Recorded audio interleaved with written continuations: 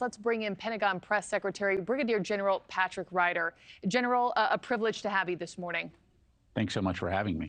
Will yesterday's strikes be the extent of the U.S. response to the recent attacks that we've seen on our own service members, or is the president weighing further action? Well, look, we've said from the very beginning that we reserve the right to defend our troops and will take all necessary measures to protect them and our interests overseas.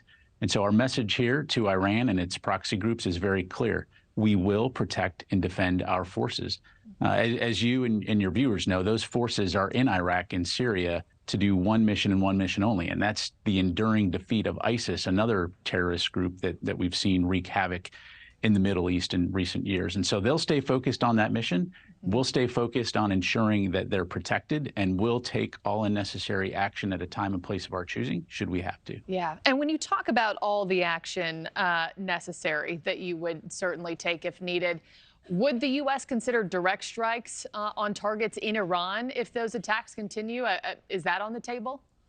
Well, look, first of all, I'm not going to get into hypotheticals, and I'm certainly not going to telegraph what we might do and when we might do it. The bottom line is we don't seek any type of escalation with Iran. We don't seek conflict with Iran.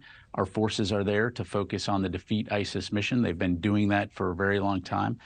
They're in Iraq at the invitation of the Iraqi government to assist their forces in that mission. So it's also important to understand this is separate and distinct from the ongoing situation in Israel. So again, we will take whatever actions necessary to ensure our forces are safe and can stay focused on their mission. Yeah, totally understood. I know it's sensitive. You know, I got to ask the questions, though. Sure. I know during the military briefing last night, officials did decline to say, how the Pentagon selected its targets, not knowing if Iranian personnel were at either of these sites. But could you share anything more about the groups behind these attacks and what you know about them? Yeah, sure. So here's what I can tell you. First of all, the facilities that we took out, we know that those facilities are employed in supporting the kinds of attacks that we've seen against U.S. facilities in Iraq and Syria. And so a weapons storage facility, an ammunition facility. And so striking these targets will have a direct effect on their ability to conduct future attacks.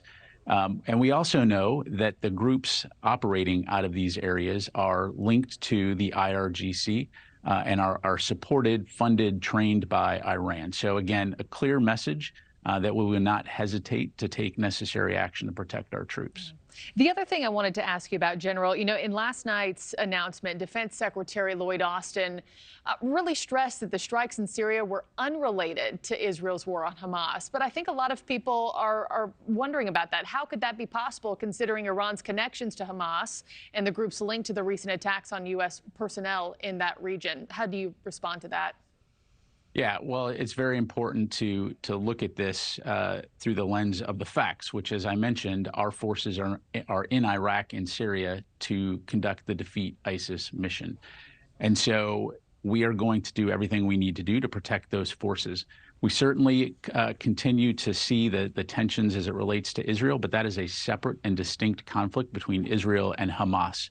We have other missions in the Middle East, important regional security and stability missions like the one that we're conducting in Iraq and Syria. And so you've seen us do a couple things. One is to move additional forces into the Middle East region to deter and prevent this from becoming a wider conflict.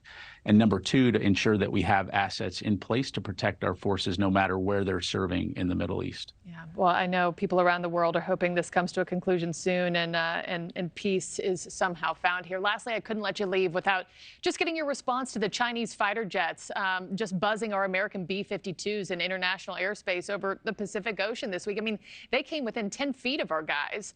You think China was sending us a message? And if so, how do you read it, sir? Yeah, sure. Well, this is a part of a series of behaviors that we've seen, a pattern of behavior we've seen from the PRC as it relates to aircraft. As you know, they've been doing this. We've addressed it. Recently, we released a report that highlights the number of these types of dangerous acts, and we certainly call on the PRC to discontinue this type of behavior. Look, nations have the right to operate in sovereign airspace throughout the Indo-Pacific region and to do so without being harassed and coerced. And that's why you see us continuing to work very closely with our allies and partners throughout the region to send that message of deterrence to China. As for the acts of this individual pilot, certainly unsafe, unprofessional.